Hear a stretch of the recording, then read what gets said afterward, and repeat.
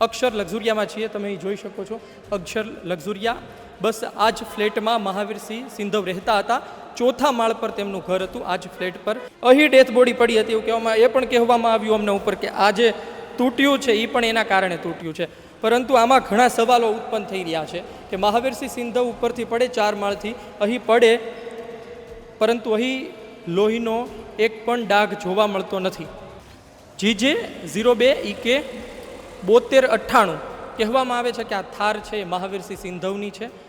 નમસ્કાર મિત્રો, મહાવીરસિંહ સિંધવનું મોત કઈ રીતે થયું, એની પાછળ સાચી ઘટના શું છે, દ્રશ્યો કેવા હતા, એ સમયે પરિસ્થિતિ શું બની હતી. અમે અહીં અક્ષર લક્ઝુરિયામાં છીએ, તમે અહીં જોઈ શકો છો અક્ષર લક્ઝુરિયા. બસ આ જ ફ્લેટમાં મહાવીરસિંહ સિંધવ રહેતા હતા. ચોથા માળ પર તેમનું ઘર હતું, આ જ ફ્લેટ પર.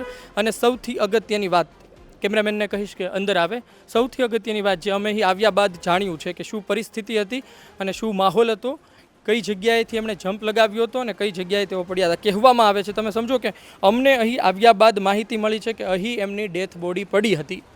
અહીં ડેથ બોડી પડી હતી એવું એ પણ કહેવામાં આવ્યું અમને ઉપર કે આ જે તૂટ્યું છે એ પણ એના કારણે તૂટ્યું છે.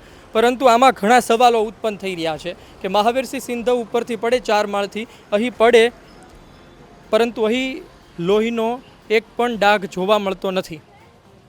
મહાવીરસિંહ સિંધવ અહીં પડ્યા હોય તો અહીં એવો કોઈ પણ જાતના આપણને દ્રશ્યો નથી મળતા, એવી કોઈ સબૂત નથી મળતા કે આવું અહીંયા થયું હોઈ શકે. કારણ કે તમે જુઓ, આ ધોવામાં નથી આવ્યું, આ છે એ બધું આમનામ જ છે. એટલે કે ગઈકાલ રાતની પરિસ્થિતિ પ્રમાણે જ અહીં છે, કોઈ પણ જાતની અહીં સાફ સફાઈ કરવામાં નથી આવી. આમ છતાં પણ અહીં એક ડેથ બોડી પડી હોય, ચોથા માળેથી પડી હોય અને ઘટના સ્થળે જેમનું મોત થયું હોય, એક ગળે ઉતરતી વાત અત્યારે લોકોને નથી લાગી રહી.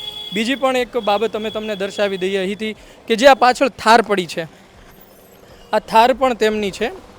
અહીં અમે લોકો સાથે વાત કર્યું ત્યારે ખબર પડી કે આ થાર GJ 02 EK 7298 કહેવામાં આવે છે કે આ થાર છે એ મહાવીરસિંહ સિંધવની છે. મહાવીરસિંહ સિંધવ આ જ થાર ચલાવતા હતા અને આ થાર અહીં પાર્ક છે, આજની તારીખે પણ પાર્ક છે. અહીં કેમેરામેનને ખાસ કરીને કહીશ કે અંદરના દ્રશ્યો લેજો આવી શકે. ચકાચક એટલે કે સાફ સફાઈ સાથે ચકાચક ક્લીન કરીને આખી થાર પડી છે. અહીં પાછળ તમે જોશો તો પાછળ પણ તમને બતાવશે કે આખી ક્લીન થાર છે, સાફ સફાઈવાળી થાર છે.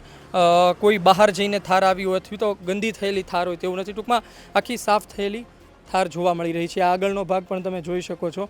અહીં આગળ કશું લખવામાં નથી આવી રહ્યું કારણ કે પોતે ચોકડી ગામના હતા, કહેવાય છે એમનું એક ગ્રુપ હતું, કોઈક મોટી ગેંગ હતી, પણ છતાં એવું કશું લખવામાં નથી આવ્યું. એક વખત કેમેરામેનને કહીશ કે આગળના પણ દ્રશ્યો લઈએ થારના, જેનાથી ખબર પડે કે ભાઈ કયા પ્રકારનું, કારણ કે કશું લખવામાં નથી આવ્યું. સામાન્ય રીતે આપણે ત્યાં આ પ્રકારનું હોય તો ગાડીમાં કંઈ લખવામાં આવે, 4 વ્હીલમાં કંઈ લખવામાં આવે તેવું પણ બનતું હોય છે. પરંતુ આખી ફ્લેટ કાર છે, ક્લીન કાર છે અને અહીં પડી છે. માહિતી મળી કે ભાઈ આ એમની કાર છે, એમની થાર છે, એટલે અમે વિચાર્યું કે તમારા સુધી માહિતી પહોંચાડીએ.